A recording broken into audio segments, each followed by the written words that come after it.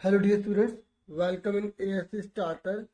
Dear students, इस video में मैं आपसे जो प्री बोर्ड का 2021-22 का क्लास 10th का मैथमेटिक्स का बेसिक का 241 पेपर हुआ था टर्म सेकंड का, उसको इस वीडियो में मैं आपसे डिस्कस करने जा रहा हूँ। ठीक है।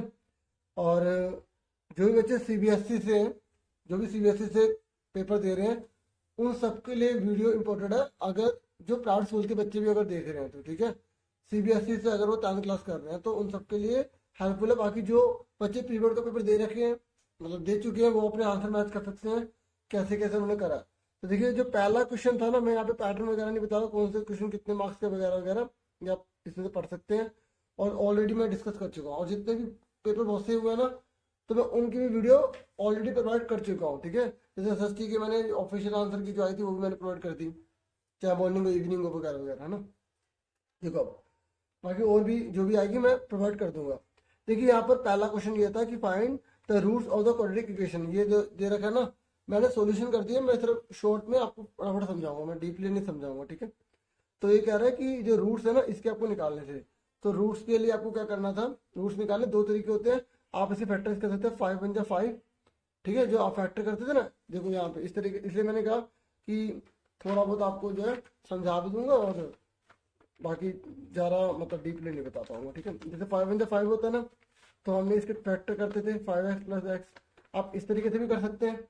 ठीक है, ये आपने पढ़ा होगा। नहीं तो इस तरीके से करो, सिंपल तरीका 4 चैप्टर से। इसके साथ कौन है, ए, ये होता है बी, ये होता है सी। ठीक है। डी निकालने का फॉर्मूला होता है b² - 4ac। तो बी की वैल्यू कितने, 6। ठीक है। 4 लिखा, ए कितना है 1, और सी कितना है 5। तो 6 की पावर 2 है, तो 6 की 6 में मल्टीप्लाई करेंगे 36 आएगा, और 4 5 20 होता है। ठीक है। और 20 × 20 होता है, तो 36 में 20 गए, 16 आ गए। ठीक है, समझ में आ गए। उसके बाद x का फॉर्मूला देखो, सबसे पहले d निकालना पड़ता है, फिर में x निकालना पड़ता है। इसका फॉर्मूला क्या होता है, -b + -√d/2 है। तो b की वैल्यू कितनी है, 6। तो हमने 6 पुट कर दिया। समझे मेरी बात। b की वैल्यू 6 दे रखी है ना, तो यहाँ आपने 6 पुट कर दिया, और d की वैल्यू कितनी निकाली, 16। 16 पुट कर दिया। ठीक है, समझे मेरी बात आप। उसके बाद देखो, यहाँ a की वैल्यू कितनी है 1, तो हमें 1 पुट कर दिया। ठीक है, हमने 1 पुट कर दिया। उसके बाद देखो, -6 + -16 का रूट क्या होता है 4, और 2 1 2 होता है। यहाँ तक क्लियर हो गया। उसके बाद आगे देखो, फिर हम यहाँ पे जो टेकिंग प्लस लेने पर, हिंदी में प्लस लेने पर, तो प्लस लेंगे तो यहाँ प्लस लेंगे, क्योंकि देखो साइन है ना, वो यहाँ पर लगा हुआ, देखो यहाँ पर साइन लगा प्लस माइनस। तो पहले प्लस लेने पे माइनस को छोड़ देंगे, फिर माइनस लेंगे तो प्लस को छोड़ देंगे। तो इस तरीके से था। ठीक है। तो 6 में से 4 के माइनस के 2, माइनस के रकम बढ़िया ना। देखो -6 है ना, तो 1 2 3 4 5 6, 6 बार डालो, प्लस है तो प्लस डालो, तो ये कट जाएंगे, तो -2 फालतू बचेंगे, तो इसे माइनस का साइन आ गया। ठीक है, 2 2 से 2 कट के आ गया। ऐसे टेकिंग माइनस लेंगे तो माइनस आएगा, 6 और 4 के, तो माइनस का 10/2, ये काट गया 5। तो ये दो हमारे रूट निकल गए, रूट था। हिंदी में क्या बोलेंगे इसको, मूल बोलेंगे। ठीक है, मूल। ठीक है, आप लिख देंगे -1 तथा -5 मूल है। ठीक है। फिर सेकंड क्वेश्चन है। सेकंड में पूछ रहा है कि जो ये जो 181 है ना, ये कौन से नंबर पे आता है। तो ये 5वें चैप्टर का एपी का है, हमें क्वेश्चन दे रखा है।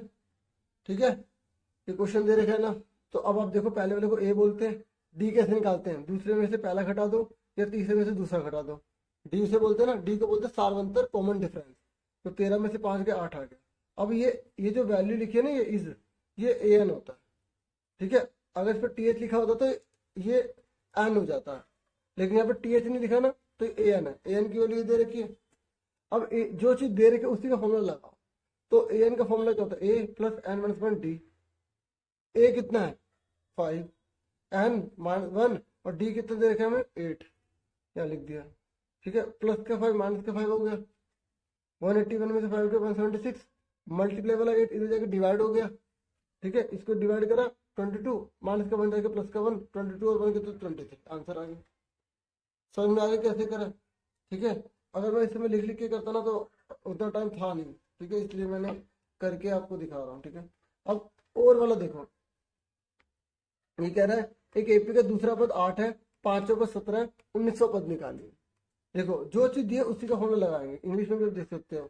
ठीक है, सेकंड टर्म 8 दे रखा है, तो सेकंड टर्म 8 दे रखा है, ठीक है। और बोल रहा है कि फिफ्थ टर्म 17 है, तो फिफ्थ टर्म 17 है, ठीक है। तो फिर कह रहा है 19 टर्म निकाले, तो 19 टर्म निकालना है, तो हमें A19 जो है क्वेश्चन मार्क है। तो जो चीज हमें दे रखी होती है ना उसी का फॉर्मूला लगाते हैं। तो A2 का मतलब क्या, A+G। अगर यहाँ जैसे A5 है तो 4 लिख रहे, 7 हो तो 6 लिखते हैं। A2 इजिकल टू 8 है, तो A2 का मतलब A+G इजिकल टू 8 आ गया, A5 A+40 इजिकल टू 17 आ गया, ठीक है। तो इस वाले और इस वाले को ऐसे लिख लिया हमने।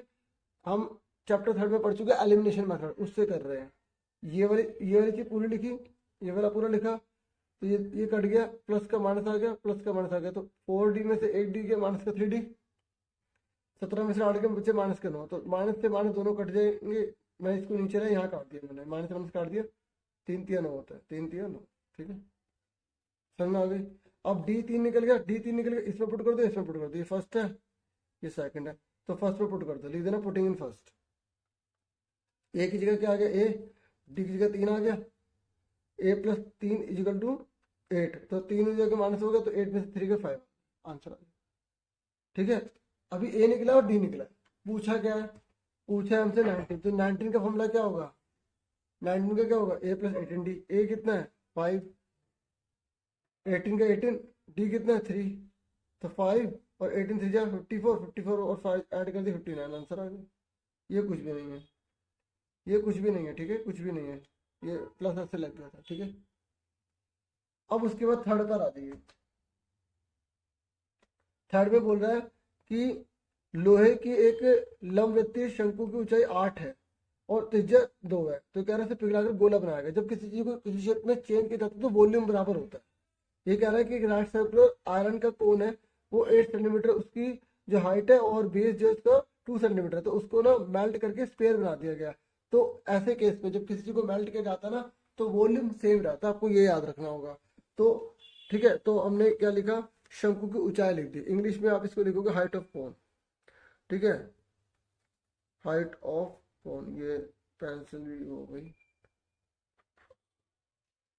तो यहाँ पे हाइट ऑफ कोन आ गया, ठीक है, ठीक है। ये मैं हिंदी में लिख चुका हूँ ना, इंग्लिश में बताता रहूंगा। और यहाँ पर क्या गया, radius of base of cone, ठीक है, थोड़ा रफ में बता रहा हूँ, ठीक है, इतना दे रखा है। अब अकॉर्डिंग टू क्वेश्चन क्या बोलेगा, मेल्ट किया गया ना, तो इसका मतलब क्या होगा, वॉल्यूम ऑफ स्फीयर इक्वल होगा वॉल्यूम ऑफ कोन के। ये वाला ये लिखा है, ये वाला ये लिखा है, होगा। तो वॉल्यूम ऑफ स्फीयर का फॉर्मूला क्या होता है, 4/3 पाई आर क्यूब, और वॉल्यूम ऑफ कोन का फॉर्मूला क्या होता है, 1/3 पाई आर स्क्वायर एच होता है। तो फॉर्मूला लिख दिए, तो पाई से पाई कट गया, ठीक है। चाहे तो 3 से 3 भी काट सकता था, मैंने अगली बार में काटा है। देखो 4/3 का 4/3 लिख दिया, पाई से पाई कट गया, आर की क्यूब लिख दिया, 1/3 है ना, तो ये मैंने 3 का 3 यहाँ लिख दिया, ठीक है। और आर कितना है, देखो हमें जो गोला है ना, गोला देखो यहाँ लिखा है, गोले की त्रिज्या निकालनी है आपको, ये लिखा रेडियस स्क्वायर, तो हमें गोले की तो रेडियस पता ही नहीं, तो हमने इसलिए आर ही लिख दिया इसको, ठीक है। और इसकी त्रिज्या कितनी दे रखी है, शंकु की, शंकु की हमें रेडियस कितनी दे रखी है, देखो शंकु की दे रखी है हमको यहाँ पर 2, शंकु यानी कि कोण, ठीक है, 2 सेंटीमीटर दे रखा है, तो यहाँ 2 2 लिख दिया। और हाइट कितनी दे रखी है, 8 दे रखी है, ये लिखा है ना 8, ठीक है ना 8, यहाँ पर भी मैंने लिख दिया यहाँ पर, ठीक है, ये लिख दिया ना यहाँ पर भी, ठीक है। तो इस तरीके से ये लिख दिया, और ये 3 3 है। अब देखो ये 4/3 है ना, ये इधर जाके 3/4 हो जाएगा, ये सारा सेम उतार दिया मैंने। और ये 4/3 इधर इधर ले जाके 3/4 कर दिया, अब उसको काट दिया मैंने, देखो 3 से 3 कट गया, 4 2 8, 2 2 4 2 8, तो ये 3 बार लिख दिया। ये क्यूब जाके क्या बन जाएगा, क्यूब रूट या 3 लिखा है मैंने, और 3 में से एक बाहर आ जाएगा, ठीक है। इस तरीके से इसे करना था, ठीक है। उसके बाद फोर्थ पर आ जाओ, तो उसके बाद हमने यहाँ पर ये लिख दिया, ठीक है, radius of sphere. Fourth question में आपको बोला मोड निकालिए, क्या निकालिए, मोड। तो मोड का फॉर्मूला क्या होता है, मोड का फॉर्मूला ये वाला होता है। अब ये फॉर्मूला होता है, तो हमें ये चीज दे रखी है, देखो ये दे रखा है सारा, हमने इसको ऐसे लिख लिया, ठीक है, लिख लिया ऐसे। उसके बाद ये वाली चीज दे रखी थी हमें, ये हमें दे रखा था, हमने इसको ऐसे लिख दिया। अब उसके बाद सबसे बड़ा कौन है, ये, तो इसको F1 बोलेंगे, है ना, इसको क्या बोलेंगे, L। F1 से ऊपर 0, क्योंकि याद रखो 0 1 2 गिनती होती है ना, 0 1 2, तो बड़े वाले सबसे पहले बड़ा वाला पता लगाते हैं F1, फिर 0 नीचे 2, तो ये F0 हो गया, F2 हो गया, ये एल हो गया 70 हो गया। ठीक है, अब इन इसके बीच का डिफरेंस कितना है, 80 में से 70 गए 10। तो जो क्लास साइज होता है ना उसे एच बोला जाता है। ठीक है, वर्ग साइज को एच बोला जाता है। ये लोअर लिमिट मतलब निम्न सीमा 70 है। इस तरीके से ये हमने सब डिटेल लिख दी। तो बहुलक का फॉर्मूला क्या होता है, मोड, मतलब ये फॉर्मूला होता है। तो पुट कर दो, एल कितना है 70 है, F1 कितना है 32 है, F0 कितना है, यहाँ पर F0 कितना है 12 है, F1 कितना है 32 है, F0 कितना है, F0 कितना है 12। तो यहाँ से आपको पता लगाना आ गया। कैसे पता लगाते हैं, सबसे बड़े वाले को F1, उससे 0, नीचे वाले को 2, फिर पुट कर दिया हमने। तो 32 में से 12 का कितने में 20, इसको इससे मल्टीप्लाई करा, इन दोनों को हमने ऐड कर लिया, माइनस माइनस प्लस हो जाता है, साइन माइनस का रहता है। ठीक है, तो 64 में 32 के बचे 32। ठीक है, तो इसको काट दो, किससे कटेगा, 4 से कटेगा, 4 पंजे 20, 4 अठे 32। तो उसके बाद हमने 5 दम 50, 8 कर दिया। तो 8 को 50 से भाग करा इतना, इसको इससे जोड़ दिया, आंसर आ गया। एक बहुत बड़ी बात बताता हूँ, ये जो आंसर आता है ना, ये आंसर जो हम लिमिट ले रहे हैं उसी के बीच में आना चाहिए। देखो 70 80 के बीच में ही आना है। अगर मान लो 70 से कम आ गया, ये 80 से ज्यादा आ गया, तो आप समझ जाना आपने गलत करा। ठीक है, ये चीज पता होनी चाहिए। उसके बाद नेक्स्ट पर आ जाओ। नेक्स्ट पर कौन सा आपका क्वेश्चन, ठीक है, नेक्स्ट पर आपका है, ये कह रहा है कि एक टेंजेंट है। ठीक है, टेंजेंट दो है, एक पी और पी बी। देखो दोनों में एक सेम पॉइंट है ना, पी पी, ये लिखा भी है। पी जो है ना वो सर्कल पर, सर्कल के बाहर है, क्योंकि from a point P to a circle लिखा है। फ्रॉम अ पॉइंट मतलब एक पॉइंट आ रहा है सर्कल पर, तो बाहर ही होगा। ठीक है, तो वो बाहर ही होगा। तो वो कह रहा है कि सेंटर ओ है, ये देखिए सेंटर ओ है। तो ये देखो, ये पी ए पी बी क्यों लिख दिया मैंने, क्योंकि ये बोला है ये टेंजेंट है। टेंजेंट किसे कहते हैं, स्पर्श रेखा को बोलते हैं। स्पर्श रेखा वो होती है जो वृत्त को एक बिंदु पर स्पर्श करती है। ये भी स्पर्श रेखा, ये भी स्पर्श रेखा है। तो ये पी बोल रहा है, ये ए और ये बी नाम दे दिया।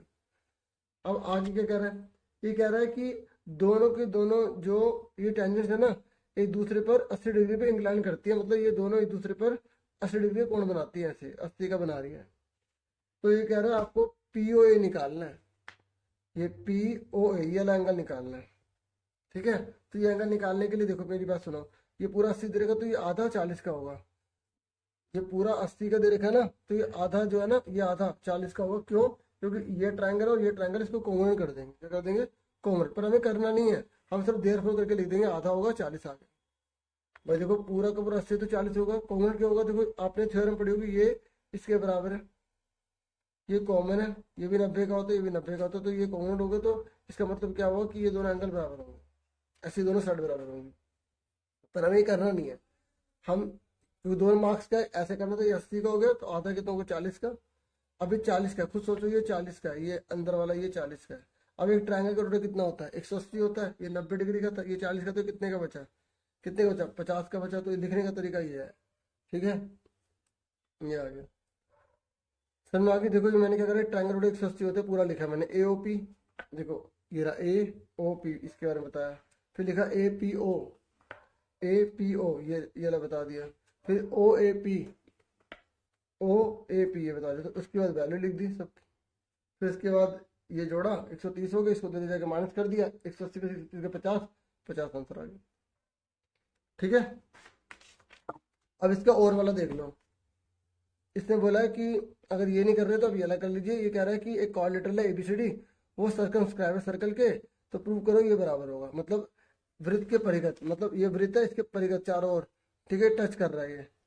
ठीक है, परिगत मतलब चारों ओर है। ठीक है, और आपको प्रूव करने के लिए बोला टच कर रहा है। ठीक है, चारों ओर है, टच कर रहा है।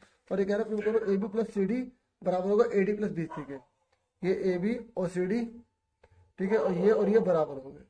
मतलब इसका टोटल, इसका टोटल बराबर है। तो बहुत सिंपल है, आपको 10.2 थ्योरम आनी चाहिए कि बाहर जो पॉइंट होता है ना, उस बाहर वाले पॉइंट से अंदर, बाहर वाले पॉइंट से सर्कल पर जब हम स्पर्श रेखा खींचते हैं, तो ये दोनों बराबर होते हैं, दोनों बराबर होते हैं। तो वही चीज करना है, ये चीज इसके बराबर होगी, ये चीज इसके बराबर होगी, ये इसके बराबर होगा, ये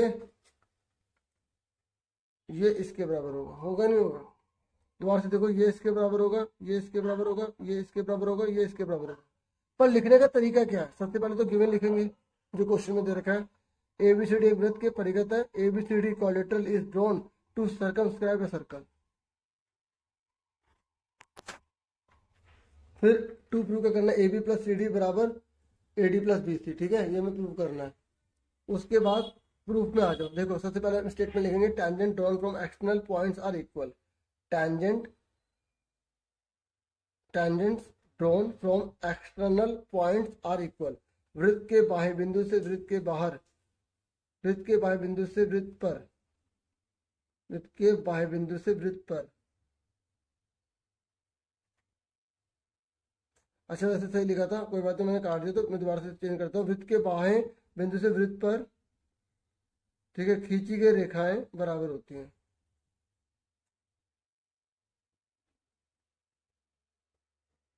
खींची गई स्पर्श रेखा बराबर होती है, ठीक है, समझ में आ गया, खींची गई स्पर्श रेखा बराबर होती है।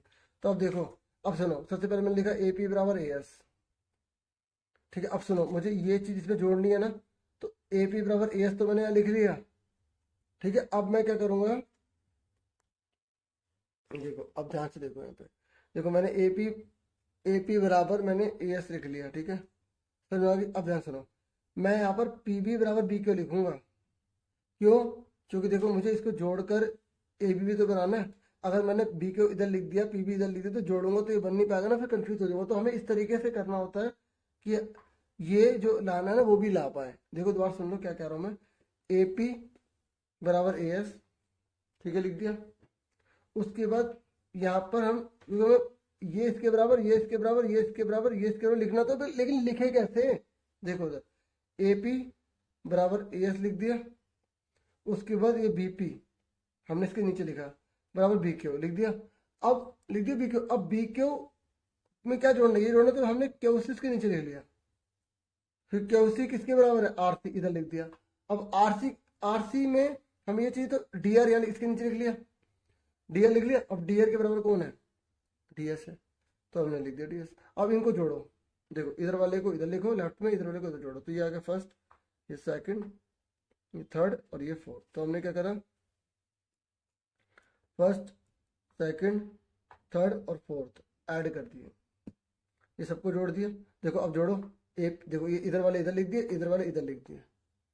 अब इसको जोड़ो, P से P कट गया, AB आ गया, और यहाँ पे R से R कट गया, CD बन गया, और यहाँ देखो S से S कट गया ना, S से S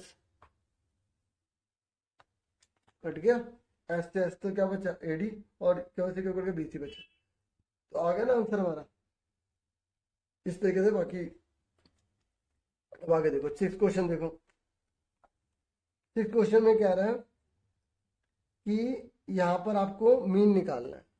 क्या निकालना है, मीन, ठीक है। तो मीन कैसे निकालेंगे, वही मीन तो सबसे सिंपल है भाई, ये पहले हमने लिख दिया, ये पूरा का पूरा, ये हमने पूरा का पूरा डाटा यहाँ लिख दिया। उसके बाद ये वाला जो डाटा है ना, ये हमने यहाँ लिख दिया। तो मीन निकालने के लिए सिंपल मेथड यूज करते हैं, डायरेक्ट मेथड। एक्सरसाइज दोनों को जोड़ के आधा, 0 और 100 को जोड़ के आधा करेंगे, ये माइनस नहीं होता, ठीक है। 0 में 100 जोड़ो, 100 का आधा 50, इन दोनों जोड़ के आधा करो 150, इन दोनों को। अब देखो आप सिंपल भी कर सकते हो, बीच का डिफरेंस कितना, 100 का है, तो 50 150 लिखा, 100 बढ़ रहे हैं ना, सब में 100 बढ़ा दो यार, हमने ये जो वैल्यू होती है इन दोनों के बीच में होती है, 400 और 500 के बीच में है, देखो 450, ऐसे भी सोच सकते हो।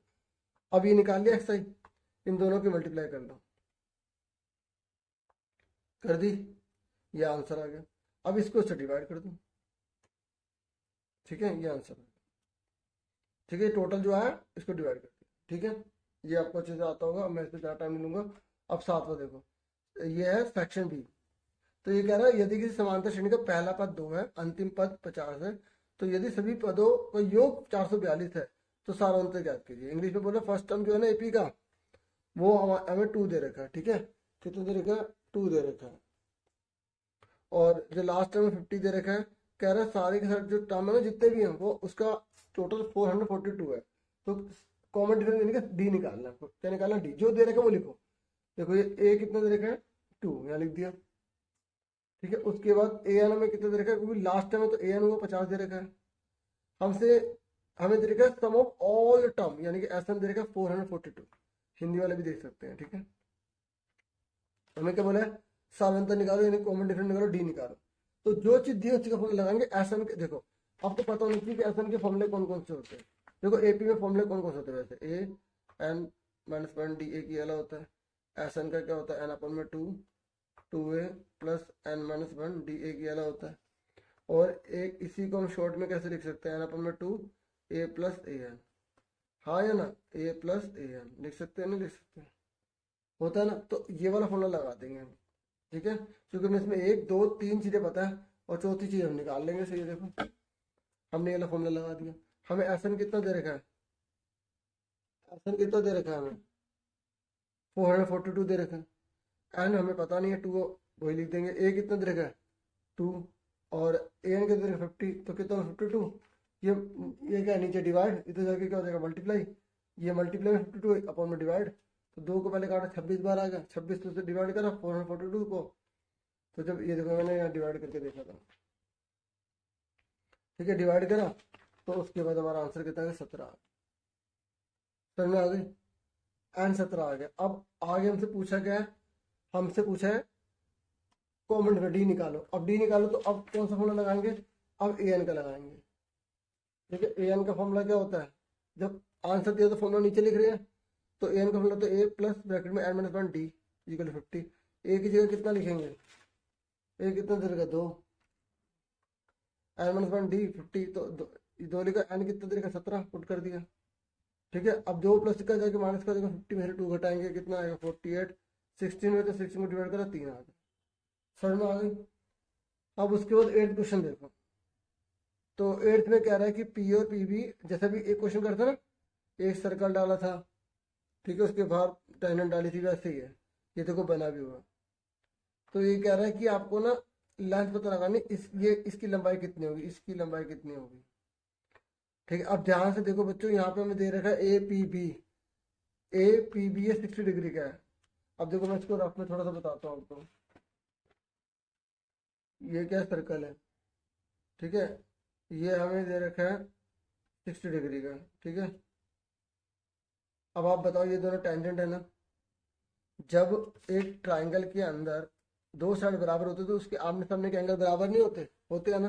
तो ये 60 है, तो ये कितने कितने का होगा बताओ। एक ट्राइंगल रोड 180 तो होता है, इसके पास 60 चले गए तो बाकी 120 बचे, 120 को बांटेगा तो 60 60, तो ये क्या होगा, इक्विलेटरल ट्राइंगल नहीं होगा। और अगर इक्विलेटरल ट्राइंगल है तो इसकी एक साइड 8 है, तो ये भी 8 है, तो ये भी 8, तीनों 8 ही 8 ही तो होंगी। तो बस इसका आंसर क्या आना था, 8 आना था। क्या आना था, 8 आना था। अब एक बार देख लो कैसे लिखने का तरीका। सबसे पहले देखो मैंने 60 लिखा, मैंने 1 और 2 लिख लिया। उसके बाद मैंने बोला कि ए पी बराबर बी पी क्यों होगा, क्यों, tangent drawn from external point, ठीक है, टेंजेंट्स, ठीक है। हिंदी में बता रहा हूँ, देखो आप क्या लिखेंगे, वृत्त के बाह्य बिंदु से वृत्त पर खींची गई स्पर्शरेखाएं बराबर होती है। ये 10.2 थ्योरम की लाइनें हैं, सेम वही लाइन लिखनी है, वृत्त के बाह्य बिंदु से वृत्त पर खींची गई स्पर्शरेखाएं बराबर होती हैं। अब ये दोनों बराबर है, ये दोनों बराबर है, तो ये वाला एंगल इस वाला एंगल के बराबर होगा, एंगल एक बराबर एंगल 2 के होगा। तो क्यों, angle opposite to equal sides are equal. Hindi में बराबर भुजाओं के सम्मुख कोण बराबर होते हैं, बराबर भुजाओं के सम्मुख कोण बराबर होते हैं। मैं लिखने का समझा रहा हूँ खाली, ठीक है। बराबर भुजाओं के सम्मुख कोण क्या होते हैं, बराबर होते हैं, ठीक है, ठीक है, समझ गए ना आप क्या कह रहा हूँ मैं, बराबर होते हैं। अब आप आ जाइए in triangle A P B में, ए पी बी में इसमें आ जाओ। अब इस ट्राइंगल में 3 एंगल है, 1 2 और ए पी बी। एक इसको 1 नाम दिया, इसको 2 नाम दिया, और इसको हमने 60 नाम दिया, ठीक है, हमने 60 नाम दिया। तो 60 नाम दिया तो सिंपल सी बात है, यहाँ लिख दिया, और 1 और 2 को हमने एक्स मान लिया। क्या मान लिया, एक्स, क्या मान लिया, एक्स मान लिया। और हमने क्या लिखा, 1 और 2 की जगह एक्स एक्स लिख दिया, ए पी बी की वैल्यू 60 दे रखी है, ठीक है। एक्स एक्स कितना 2x, 60 जगह माइनस का हो गया, तो देखो तो 60 माइनस का हो गया, तो 2x बराबर 120, तो 2 जाके डिवाइड हो गया 60 आ गया। और जब तीनों की तीनों ने लिखा कि क्योंकि तीनों एंगल बराबर है 60 के, इसका मतलब ये इक्विलेटरल ट्राइंगल है, मतलब हिंदी में लिखोगे इसलिए त्रिभुज ए बी सी एक समबाहु त्रिभुज है, ठीक है, इसलिए तीनों के तीनों साइड बराबर होंगे, 8 सेंटीमीटर आ गया। समझ में आ गया, बस स्टेटमेंट लिखने का है और इसमें कुछ नहीं था, आसान था क्वेश्चन। अब देखो उसके बाद ये कह रहा है कि आपको ये द्विघात समीकरण दे रखा है, इसके मूलों की प्रकृति बतानी है। देखो मूलों की जो प्रकृति है ना वो 3 होती है। देखिए अगर डी की वैल्यू 0 से बड़ी आती है तो हम इसको बोलते हैं रियल रूट, मूल वास्तविक है, ठीक है, मतलब रियल रूट लिखते हैं। अगर डी के लिए 0 के बराबर होती है तो बोलेंगे मूल जो है वो बराबर है, ठीक है, मतलब इक्वल रूट है। और अगर डी की वैल्यू 0 से छोटी आती है तो बोलेंगे मूल वास्तविक नहीं है, नो रियल रूट। ठीक है, तो ये करना होता है। तो देखो करेंगे कैसे इसमें, ये क्वेश्चन देख लिया आपने, तो वही करेंगे। देखो डी से करेंगे, मैंने अभी आपको शुरू में क्वेश्चन भी करवाया था। ठीक है, तो आप ये लिखेंगे। तो देखो पहले वाले को ए बोलते हैं, इसको बोलते हैं बी, इसको बोलते हैं सी। ठीक है, इसको क्या बोलते हैं, सी बोलते हैं। ठीक है, अब डी का फॉर्मूला कहते हैं बी स्क्वायर माइनस 4ac होता है। तो बी कितना देगा 5, 4, ए कितना देगा 2, सी कितना देगा माइनस का 3, 5 5 25, माइनस माइनस कट के प्लस बन गया, 4 2 8, 8 3 कितना तो 24 होता है। तो इनको जो ऐड करा 14 आ गया।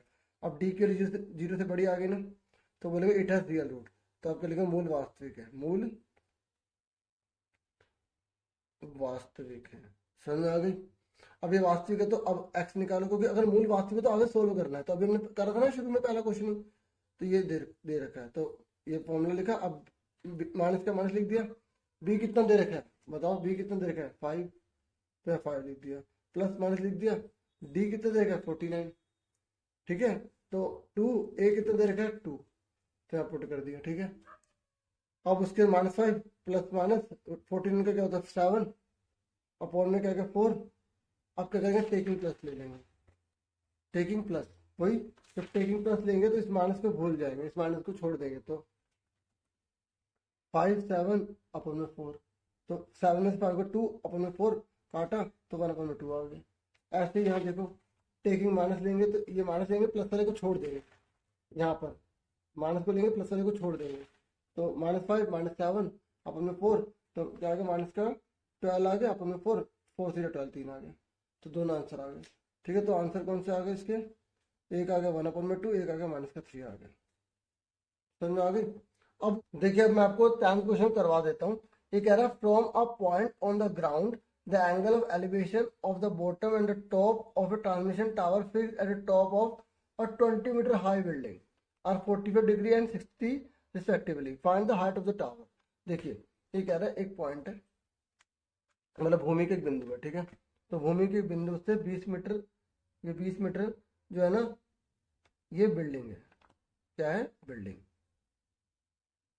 ठीक है, बिल्डिंग है। बिल्डिंग का मतलब क्या है, बिल्डिंग का मतलब है आपका कि भवन। ठीक है, और ये कह रहा है इसके ऊपर एक टावर, ये टावर है। टावर मतलब हिंदी में होता है मीनार। ठीक है, तो ये कह रहा है कि इसके जो बॉटम है ना, ये बन रहा है 45 डिग्री का एंगल, और ये कह रहा है इसके टॉप पे बन रहा है 60 डिग्री का। सिंपल सी बात है, जो बड़ा एंगल है इस तरीके से बड़ा है तो बड़ा ही होगा। तो ये कह रहा है कि आपको पता लगाना है ये हाइट कितनी होगी टावर की, ये हाइट कितनी होगी। तो हमें निकालना क्या है, हाइट ऑफ टावर निकालना। तो हाइट ऑफ टावर क्या, एच, इसे मैं करके दिखा रहा हूँ पूरा। ठीक है, क्वेश्चन मार्क। तो इसका नाम दे दिया मैंने ए, इसका नाम दे दिया मैंने बी, इसका नाम दे दिया सी, इसका नाम डी दे दिया। तो in triangle B C D, in triangle B C D, पहले बी सी डी ले लिया, इसको मैंने एक्स मान लिया। ठीक है, तो बी सी डी में आप क्या देखेंगे, इन दोनों में क्या रिलेशन है, tan का रिलेशन है। तो tan थीटा लिख दिया, पी अपन में बी रिलेशन है। तो tan थीटा कितना दे रखा है हमें, हमें दे रखा है थीटा 45। तो पी का नाम क्या है बी सी, और बी का नाम क्या है सी डी। ठीक है, डी सी, ये डी है। ठीक है, समझ आ गया। अब देखो 40 के लिए 1 होती है, बी सी कितना देखो 20, और डी सी कितना दे रखा है हमें एक्स। ठीक है, तो ये एक्स उधर चला गया, एक्स इक्वल टू 20 आ गया, ये हमारा 20 आ गया। आप कौन सा ट्रायंगल लेंगे, देखो जो भी ट्रायंगल लेना तो उसमें 90 डिग्री जरूर होना चाहिए। आप ये ट्रायंगल नहीं दे सकते क्योंकि इसमें 90 नहीं है। तो आप ए सी डी लो, in triangle A C D. ठीक है, तो एच डी, तो इसमें कौन सा फॉर्मूला लगाओगे, वही ये पता नहीं tan का लगाएंगे। ठीक है, तो tan theta is equal to क्या है, ए सी अपॉन में सी डी। तो थीटा की वैल्यू कितनी दे रखी है 60, ए सी कितना दे रखा है 20 प्लस एच। कुछ सोचो ये 20 है, इसे हमने एच नाम दिया हुआ है, तो पूरा का पूरा लेंगे ना 20 प्लस एच। ठीक है, अब 60 की वैल्यू कितनी है, अच्छा सी डी कितना है एक्स, सी डी कितना है एक्स। ठीक है, अब tan 60 की वैल्यू कितनी होती है √3, 20 प्लस एच, और एक्स की वैल्यू कितनी निकाली हमने 20 निकाली है, 20 पुट कर दो। ठीक है, यहाँ लिख देंगे फ्रॉम फर्स्ट, मतलब समीकरण 1 से। हिंदी में लिख लोगे ना समीकरण 1 से 20 उधर चला गया। ठीक है, समझ में आ गई? आ गया। अब देखो प्लस का 20 इधर ले जाओ, मैं यहाँ पे कर रहा हूँ। ठीक है, तो 20√3 माइनस का 20 इजिकल टू में एच। तो एच को इधर लिख लो, इसको इधर लिख लो, बात तो एक ही है ना। ठीक है, अब 20 कॉमन ले लो, √3 माइनस 1। ठीक है, ये हमारा आंसर आ गया। तो लास्ट में पूरे लाइन लिख देंगे, height of tower equal to 20√3 minus 1 metre. ठीक है, हिंदी में लिख दोगे मीनार की ऊंचाई। ठीक है, यहाँ पे क्या लिख दोगे, मीनार की ऊंचाई लिख दोगे ना। ठीक है, अब उसके बाद हम करते हैं नेक्स्ट क्वेश्चन। देखो नेक्स्ट है, इसमें और में है। ठीक है, तो और में ये कह रहा है कि समुद्र तल से, ठीक है, समुद्र तल से 75 मीटर ऊंची लाइट हाउस है। ठीक है, बुक का क्वेश्चन है। ठीक है, बुक में देख लेंगे लाइट हाउस है 75 मीटर है। तो ये कह रहा है कि हम देख रहे हैं कि 2 जहाज आ रहे हैं, एक ये रहा जहाज, एक ये रहा जहाज। ठीक है, और ये कह रहा है कि 30 और 45 का है। तो सिंपल बात है, जो पास में होगा वो बड़ा एंगल होगा, दूर वाला छोटा एंगल होगा। कभी कंफ्यूजन हो तो जितना आगे बढ़ोगे जितना 90 के पास आ रहे तो बड़े आगे वाला बड़ा, पीछे वाला छोटे तो होगा। तो कह रहा है दोनों जहाजों के बीच की दूरी निकालो। तो दोनों जहाजों के बीच की दूरी ये है, ये निकालना है हमको। तो देखो इनने बोला है यहाँ पर इसने बोला है ये डिप्रेशन है। क्या है, डिप्रेशन। डिप्रेशन का मतलब तो ऊपर से नीचे देख रहे हैं। तो अगर ये आपने इस तरीके से डॉट डॉट नहीं डाला ना, और ये 30 ऐसे नहीं दिखाया, और ये 45 आपने ऐसे नहीं दिखाया, तो आपके नंबर कट जाएंगे। ये आपको बनाना पड़ेगा। ठीक है, तो हमें क्या निकालना है, इसे निकालना। एक्स मान लिया, वाई मान लिया, 75 है। तो पहले ये ट्रायंगल ले लेंगे। इस ट्रायंगल में कौन सा फॉर्मूला लगेगा, ये पी का और ये बी का। तो वो 10 का लगा लिया। 45 दे रखा है। ठीक है, तो 45 लिख दिया। ठीक है, तो क्या फॉर्मूला था, ए बी बटे में बी सी। ए बी बटे में बी सी लगा लिया। 45 की वैल्यू कितनी है, 1। ए बी कितना दे रखा है, 45 और 75, और बी सी कितना, वाई। वाई लिख लिया। तो क्रॉस मल्टीप्लाई करा। जब भी 45 होता है ना, तो दोनों वैल्यू बराबर ही होती है। 75 तो ये भी 75 होगा। इस वाले क्वेश्चन में भी तो ये था, ये 45 था, ये 20 तो निकला था। ये छोटी छोटी बातें याद रखो, एग्जाम में पूछ भी लेता है कि अगर किसी चीज की लंबाई उसकी परछाई के बराबर तो कितने डिग्री का एंगल बनेगा। तो कितने का बनेगा, 45 का बनेगा। ठीक है, 75 आ गया। अब कौन सा ट्रायंगल लेंगे, ए बी डी लेंगे। मैंने कहा था ना ये ट्रायंगल छोटा नहीं ले सकते क्योंकि इसमें 90 नहीं बन रहा। तो 90 इसमें बन रहा तो पूरा लेना पड़ेगा। तो ए बी बटे में बी डी लिख देंगे। 30 का फॉर्मूला लगाया, 10/30 का। ए बटे में बी डी लिखा। ए बी कितना है, 75। बी डी कितना है, एक्स प्लस वाई। अब वाई के लिए 75 है ना, पहले क्वेश्चन की तरह थी, अभी हमने करा है। तो देखो मैंने यहाँ पर पहले, अभी मैंने पुट नहीं करा यहाँ पर वाई, यहाँ पर। ठीक है, पुट नहीं करा। अब मैंने क्रॉस मल्टीप्लाई कर दी, ये आ गया। क्रॉस मल्टीप्लाई, इसको इससे गुणा कर दी, इसको इससे गुणा कर दी। ठीक है, ये आ गया। ठीक है, अब उसके बाद y की जगह 75 पुट कर दी। ये मैंने लिखा फ्रॉम फर्स्ट, क्योंकि हम यहाँ पर भी कर सकते हैं। मैंने इसलिए यहाँ पर करा हुआ कि आपको ये थोड़ा ध्यान रहेगा कि ऐसे भी कर सकते हैं। ठीक है, तो उसके बाद प्लस का 75 माइनस का हो गया। 75 कॉमन ले लिया, ये आंसर आ गया। आप देखेंगे कि अभी हमने करा था ना ये वाला, जो हमने करा था अभी, देखो ये भी उसी की तरह तो है ना। अब उसके बाद आ जाइए कंस्ट्रक्शन पर। तो ये 11वां क्वेश्चन है, मैं सिर्फ रफ में बताऊंगा। ठीक है, मैं फेयर में नहीं बता सकता अभी कंस्ट्रक्शन। तो ये कह रहा है 7 सेंटीमीटर लंबा एक रेखाखंड कीजिए। इंग्लिश में देखो, ए बी जो है ना वो 7 सेंटीमीटर आपको लेंथ सेगमेंट खींचना है। ये 7 खींच दिया। तो कह रहा है ए को सेंटर मान लीजिए, ये ए है, ये बी है। नाम साथ साथ लिखते रहना, ये तो कंफ्यूजन होगी। ठीक है, तो ए को आपने सेंटर मान लिया। ठीक है, अब वो कह रहा है कि ए को सेंटर मान लिया, तो कह रहा है रेडियस जो है 3 सेंटीमीटर है। तो यहाँ पर सर्कल बनाओ, 3 सेंटीमीटर लो। जैसे अगर पूरा 7 है तो यहाँ से 3 मान लिया। तो ये रेडियस ली हमने, यहाँ पे ऐसे रखा, ऐसे सर्कल बना दिया, ऐसे करके सर्कल बना दिया। तो ये सर्कल बना दिया, ऐसे सर्कल बना दिया। मैं रफ में बता रहा हूँ। ठीक है, आपको प्रकार से बनाना है। ठीक है, बी को सेंटर मानो तो 2 सेंटीमीटर का बनाओ। तो 2 यहाँ तक मान लेते हैं, यहाँ तक होगा। तो 2 तक इसको रेडियस मानो। तो इस तरीके से हमने ये 2 बना दिया। ठीक है, अब आगे क्या कह रहा है, अब क्या रहा है कि जो हमने सर्कल बनाया ना, एक दूसरे के ऊपर जो है टेंजेंट बनाओ। मतलब इस वाले सर्कल की इस पे, इस वाले सर्कल का जो सेंटर है ना, इससे इस पे, और इस वाले से इस पे डालना। तो क्या करेंगे, पहले ना इस लाइन का बाइसेक्ट कर लेंगे। बाइसेक्ट कैसे करेंगे, समद्विभाजक। ठीक है, कैसे करेंगे, आधे से ज्यादा चाप लगाएंगे। जैसे आधा है ना, तो आधे से ज़्यादा लेंगे तो एक आर्क यहाँ लगाएंगे, एक आर्क नीचे लगाएंगे, फिर यहाँ पे रखेंगे, फिर ऐसे आर्क और ऐसे आर्क लगाएंगे तो ये बन जाएगा। तो ये वैसे कर दी तो ये रेडियस बन गई। फिर यहाँ पे प्रकार रखी तो ये सर्कल बना देंगे, पूरा ऐसे सर्कल बना देंगे। ठीक है, तो बस अब इस वाले पॉइंट से इसको मिला दो, इसको मिला दो, इस वाले पॉइंट से इसको मिला दो और इसको मिला दो, हो गई। ठीक है, इसका नाम दे दो पी क्यू आर एस। समझ में आ गई? इस तरीके से बनाना था। अब इसके ऑप्शन में एक और है, अब वो भी देख लो। ठीक है, वो इसी में देख लो।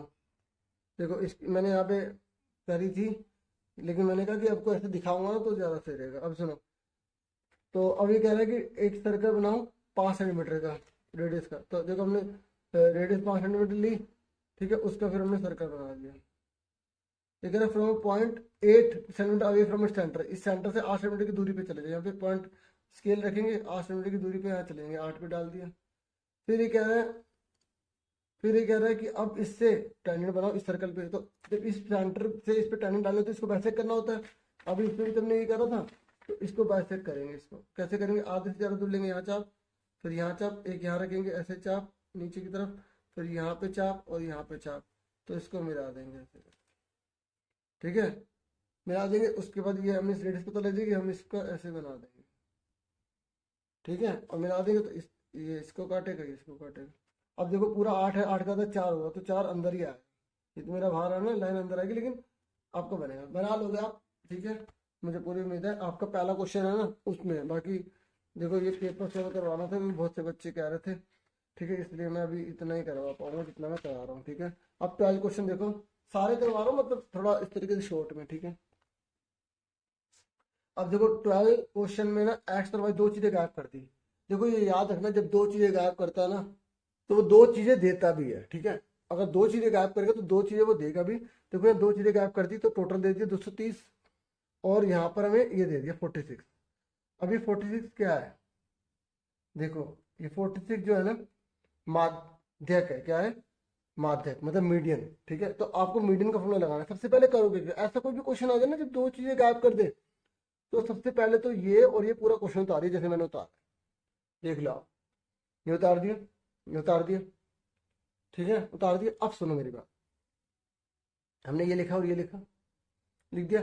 सबसे पहले कोई भी क्वेश्चन आ जाए जिसमें दो चीजें गायब करे, आप ये पूरी चीज को इक्वल टू 230 के लिख देंगे। देखो मैंने पूरा का पूरा यहाँ उतार दिया, देखो ये पूरा का पूरा मैंने उतार दिया ना, और इक्वल टू में 230 लिखा, इन सबको जोड़ दिया, इसको इसको इसको इसको इसको जोड़ के 230 लिखा बराबर में, और ये सबको जोड़ा, 151 आया, और x प्लस वाई, एक्स और वाई को इकट्ठा लिख दिया। 151 जाके माइनस का हो गया, 79 बचा, एक्स प्लस वाई 79 आ गया।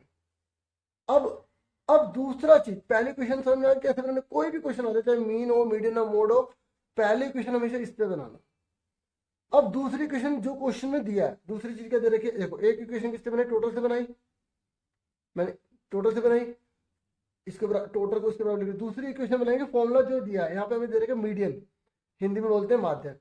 तो माध्यक के लिए क्या निकालना होता है? CF निकालना होता है, क्यूमुलेटिव फ्रीक्वेंसी निकालनी होती है ना। तो CF कैसे निकालते हैं? 12 का 12 लिखा, 12 में 30 जोड़े 42, 42 में जोड़ा तो 42। कई बच्चे ना 42 एक्स लिख देते हैं, अरे क्यों? मल्टीप्लाई थोड़ी कर रहे हैं, प्लस कर रहे हैं, तो प्लस लिखना पड़ेगा। फिर 42 में 65 जोड़े 107 प्लस एक्स, 107 में वाई जोड़ेंगे तो 107 प्लस एक्स प्लस वाई, ये जोड़ेंगे तो 132 प्लस एक्स प्लस वाई, 132 में 19 जोड़ेंगे तो 151 प्लस एक्स प्लस वाई हो जाए। समझ आ गई? तो इस पूरे की वैल्यू 230 के बराबर है। देखो वही चीज है ना, देखो वही चीज तो आई है। तो पहले क्वेश्चन हमेशा इससे बनानी है। अब दूसरी क्वेश्चन, अब सुनो, अब आप बता सकते हैं एल कितना होगा? एल देखो टोटल कितना है? 230 है ना। अब बच्चे सोचते हैं कि जो एल होगा ना 230 का आधा कर दो 115, तो 115 इसमें ढूंढो, इसमें आ रहा है 115, तो ये हो जाएगा। नहीं, ऐसे नहीं करना। देखो जब हमें आंसर दिया होता है ना मीडियन 46, देखो दे रखा है ना 46, जब हमें आंसर दिया तो हमें पता लग जाता है ना इंटरवल है ये 46 इसमें आ रहा है, इसमें आ रहा है। जब हमें आंसर दिया होता है तो हमें ये इसको देखना होता है, 46 है ना, इसके अंदर आ रहा है ना, तो ये एल होगा, याद रख लो। जब हमें आंसर दिया होता है तो ये एल हो गया, ये इसके सामने एफ हो गया, इससे ऊपर वाला सी एफ उल्टा लेते हैं। जब हम आपने जब करा होगा 115 इसके अंदर आता है तो इससे ऊपर वाले को सी एफ, इसे आप इसे एल कहते हैं ना। जब हमें आंसर दिया होता है तो उल्टा चलना है। ये 46 इन दोनों के बीच में आ रहा तो ये एल हो गया, ये एफ हो गया और इससे ऊपर वाला सी एफ हो गया। ठीक है, ये याद रखना आपको। अब हमें एल पता लग गया 40 है, हमें एफ पता लग गया 65 है। ठीक है, और हमें सी एफ पता लग गया 42 प्लस एक्स है। और एच आपको पता ही कितना होगा। एच एच कैसे पता लगाते हैं, 50 में से 40 के कितने बचे, 10 बचे। अब फॉर्मूला आपको पता ही है, मीडियन का फॉर्मूला क्या होता है, माध्यक बोलते हैं हिंदी में, एल प्लस एन अपन में 2 माइनस सी एफ अपन में एफ इंटू एच। तो जो चीज दे रखा है उसको लिखो। मीडियन 46 दे रखा है, एल कितना दे रखा है 40, एन अपन में 2 कितना है, देखो एन अपन में 2 230 था, 230 का आधा कितना होता है 115, तो 115 लिख दिया। ठीक है, समझ में आ गई, ये समझ में आ गया 115 कैसे आया, मैंने यहाँ पे आधा करके दिखा दिया ना, एन अपन में 2। ठीक है, ये लिखना जरूरी नहीं है, ये भी लिखना जरूरी नहीं होता है, सिर्फ लिख लोगे तो आपको नुकसान नहीं है। ठीक है, नंबर नहीं कटेंगे। सी एफ देखो यहाँ माइनस लगा हुआ है, तो सी एफ क्या दोनों प्लस किया ना, तो यहाँ माइनस क्यों देंगे, दोनों बच्चे यहाँ पे कंफ्यूज होते हैं, यहाँ पे माइनस या प्लस लिख देते हैं तो गलत हो जाएगा। भैया आप प्लस लिख दोगे तो गलत नहीं हो जाएगा, बाहर माइनस लगा हुआ है यहाँ पे, तो माइनस लगा तो सी एफ में माइनस है तो दोनों प्लस के दोनों माइनस के हो जाएंगे ना, दोनों का साइन चेंज हो जाएगा ना। देखो अगर ये माइनस लिखा है 42 प्लस यहाँ पर एक्स लिखा हुआ है, तो ब्रैकेट के अंदर लगाओ, जब ब्रैकेट खोलेंगे तो माइनस का 42 माइनस का एक्स नहीं हो जाएगा। इसलिए यहाँ पर समझ में आ गया आपको, ये एन अपन में 2 115 आ गया, ये सी एफ कितना आ गया 42 प्लस एक्स यहाँ लिख दिया, तो 115 में से 42 का कितने बचे 73, माइनस एक्स का माइनस एक्स आ गया, 10 का 10 लिख दिया, 65 का 65 लिख दिया, 46 का 46 प्लस का 40 जाके माइनस का हो गया। समझ में आ गई। उसके बाद 46 में 40 के कितने बचे, यहाँ पर हमारा 6 बचे, कितने बचे 6। ठीक है 6 बचे, और ये जो 65 है ना नीचे, ये ऊपर चला गया, इक्वल को चला जाएगा ना ऊपर, आ गया ना। और यहाँ पे क्या 73 माइनस एक्स, ये 73 माइनस एक्स लिख दिया, और ये 10 मल्टीप्लाई में ना इस जगह डिवाइड हो जाएगा, उसके हमने से काट दिया। देखो 5 से काट दो 5, 2 पहले 2 से काट दो, 2 5 10, 5 आ गया, 2 3 6 आ गया, फिर 5 से काटा 5 1 जा 5, 5 3 15। ठीक है, समझ आ गई। 13 3 39 होता है, और एक्स इधर चला गया, प्लस का हो गया, 13 माइनस का हो गया, इसमें से 34 आ गया, तो एक्स कितना आ गया 34 आ गया। ठीक है, अब देखो 34 निकल गया ना। अब आप देखो पहली इक्वेशन क्या थी, इन दोनों को टोटल 79 है, तो एक्स आपको 34 आ गया, तो एक्स की जगह आप 34 रख देंगे, वाई की जगह वाई लिख देंगे, 34 उधर जाके माइनस का हो जाएगा, 79 34 का कितने 45, दोनों आपके आंसर आ। ठीक है, इस तरीके से करना। या आपने कैसे करा, ये क्या है, टेक यहाँ लिख देंगे टेकिंग इक्वेशन फर्स्ट। ठीक है, टेकिंग इक्वेशन फर्स्ट, तो ये आ गया, समझ में आ गई आपको, ये आंसर आ गया।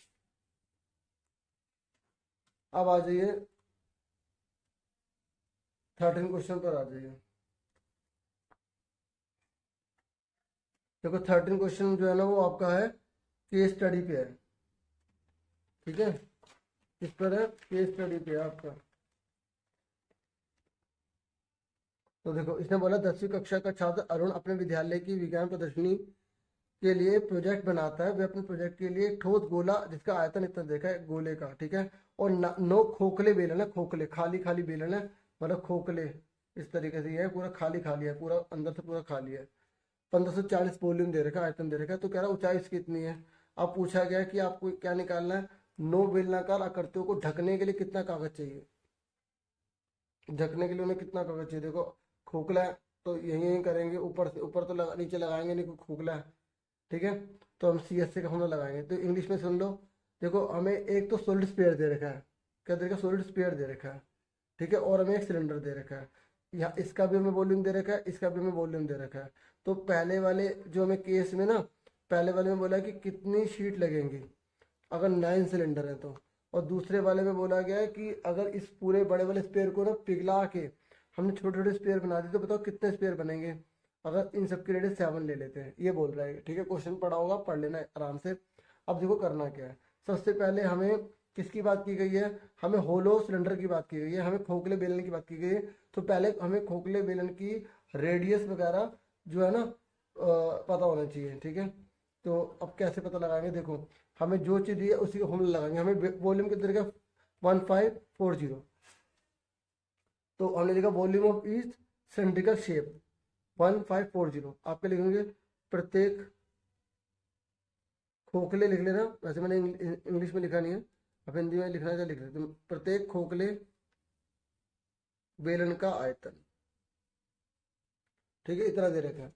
तो जो चीज दे रखी है उसका फॉर्मूला नीचे लिखा। क्या होता है, पाई स्क्वायर जो होता है पाई की जगह 5/7, आर स्क्वायर का आर स्क्वायर, एच कितना दे रखा है देखो क्वेश्चन में लिखा है, जो है ना यहाँ पे दे रखा है 10 सेंटीमीटर लिखा है ना, तो हमने यहाँ पे 10 लिख दिया। ठीक है, अब देखो 22/7 है तो इधर जाकर 7/22 हो जाएगा, मल्टीप्लाई में 10 है तो डिवाइड में हो जाएगा।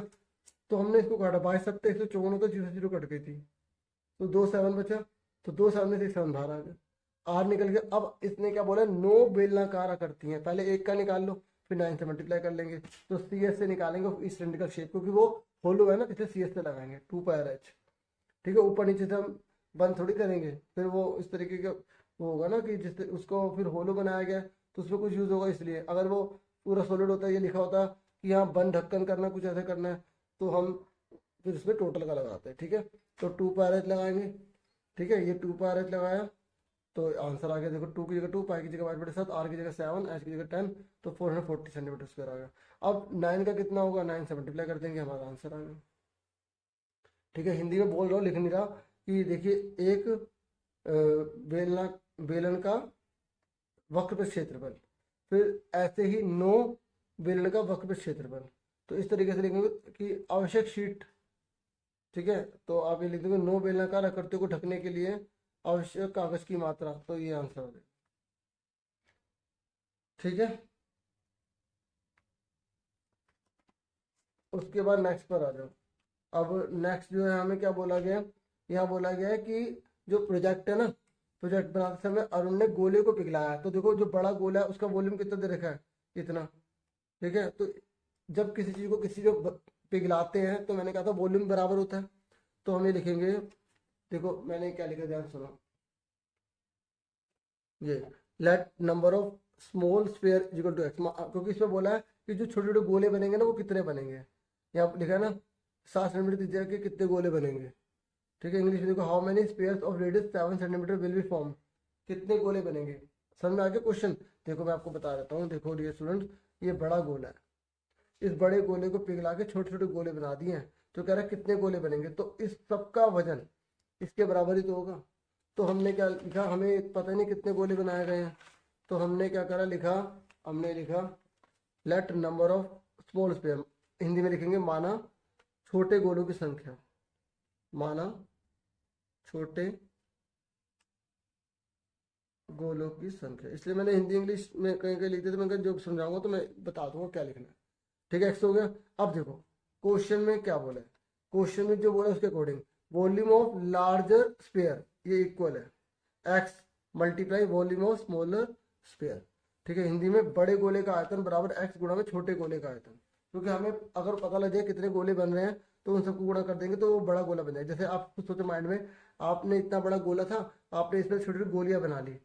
ठीक है, गोलियां बना ली, इन सबको जो वजन मापोगे तो इसी के बराबर तो आएगा, अगर इसी को इसमें कन्वर्ट किया तो हाँ या ना, तो वो ये वजन बराबर होगा। तो यार जब किसी चीज को किसी में पिघलाया जाता है तो वॉल्यूम बराबर होता है, तो बड़े गोले का आयतन बराबर एक्स गुणा में छोटे गोले का आयतन।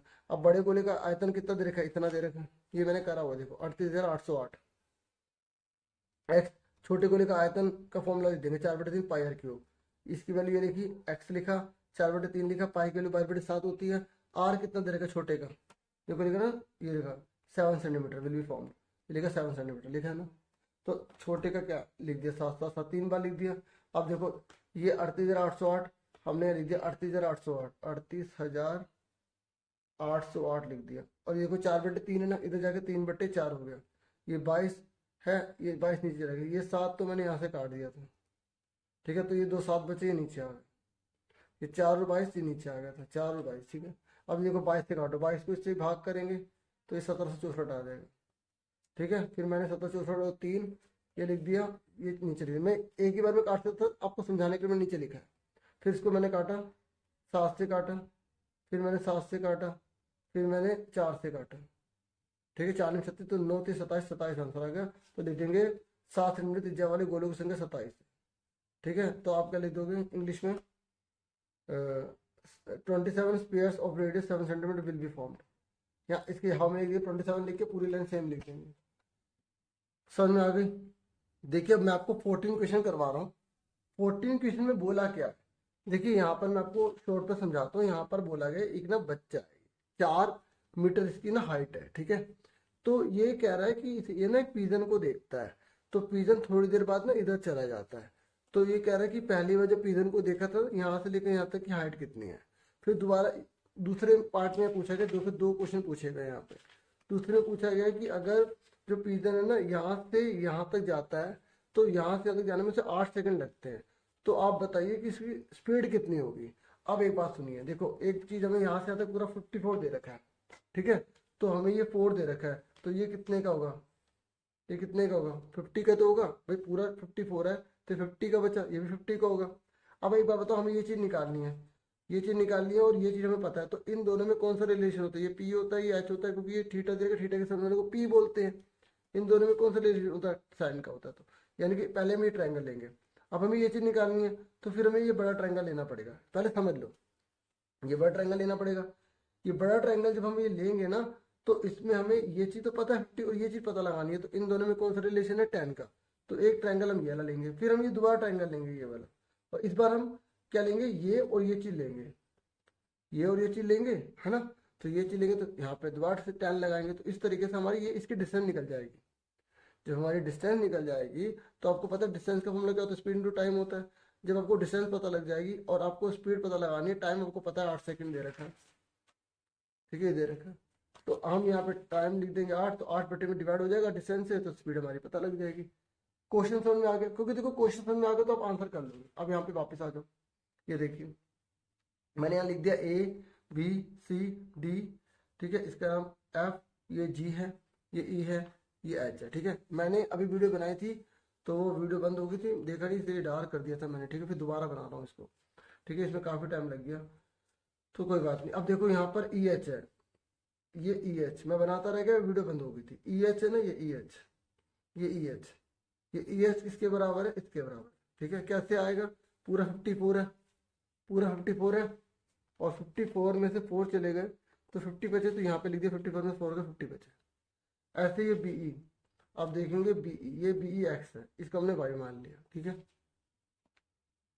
और BG कितना हो गया, पूरा टोटल कितना हो गया, x प्लस वाई हो गया। और अब सबसे पहले ट्रायंगल मैंने आपको कौन सा बोला है, ये निकालना है, क्योंकि हमें ये चीज़ पता लगानी है। क्वेश्चन में बोला हुआ, अब देखो मैं बोला हुआ क्वेश्चन में कि लड़के की आंख से प्रथम स्थान पर बैठे कबूतर की दूरी ज्ञात कीजिए, first position of the pigeon from the I of the boy. तो हमें ये चीज़ पता लगानी है, तो ट्रायंगल HEG ले लिया। ठीक है, sine theta equal to P upon में H ले लिया। ठीक है, P अपन में H, तो साइन थीटा इक्वल टू कितने लेंगे, 60 डिग्री लेंगे, और P का नाम क्या है, HE, और H का नाम क्या है यहाँ पर HG।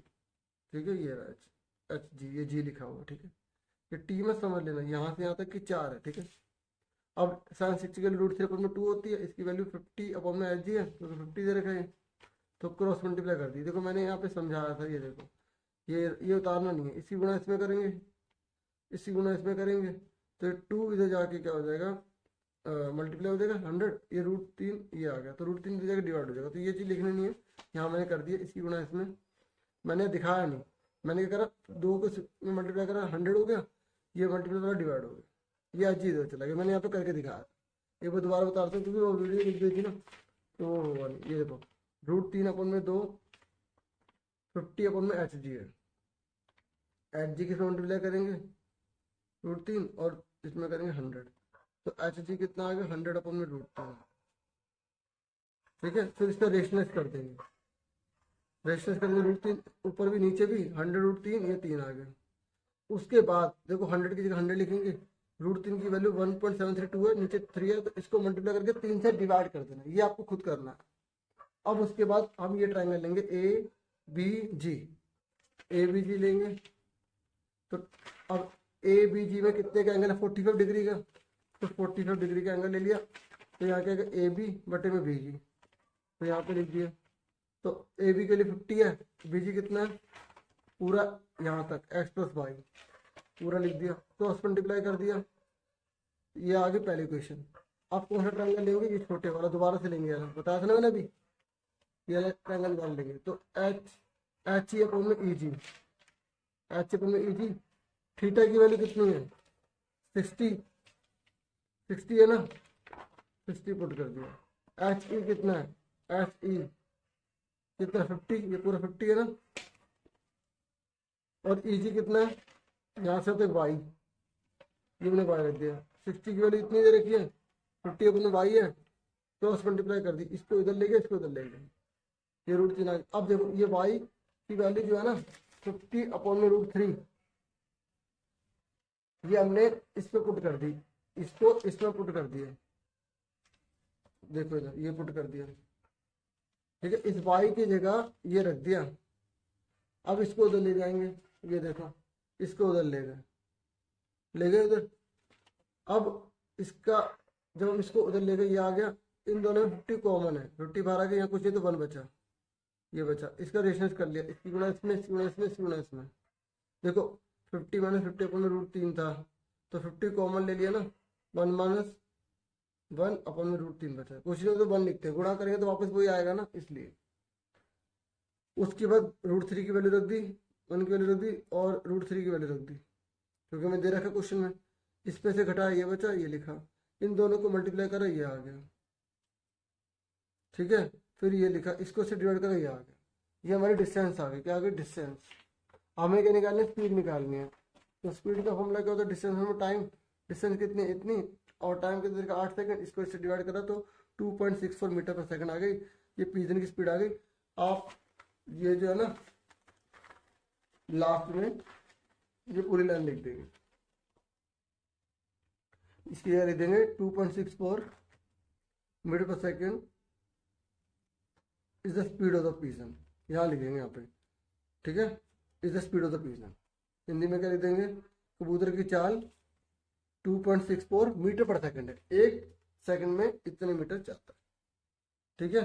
तो डियर स्टूडेंट्स, ये हमारा हो गया पूरा, वो भी वीडियो आपके लिए हेल्पफुल होगी। कोई भी डाउट हो कमेंट बॉक्स में पूछना, और अपना पूरा ध्यान रखिएगा। Thank you for watching and listening carefully, take care students. Video को लाइक, चैनल को सब्सक्राइब जरूर करें। Thank you once again.